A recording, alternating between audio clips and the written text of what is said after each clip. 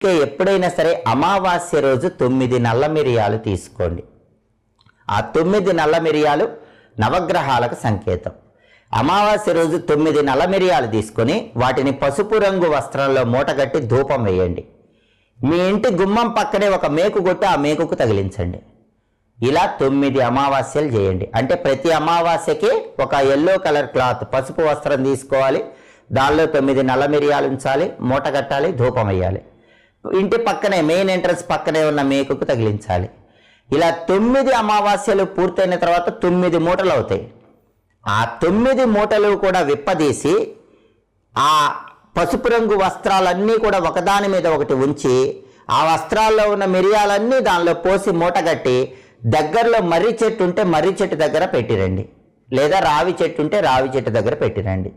అలా చెట్లు మీకు అందుబాటులో లేవనుకోండి, మీ ఇంటి గేటు బయట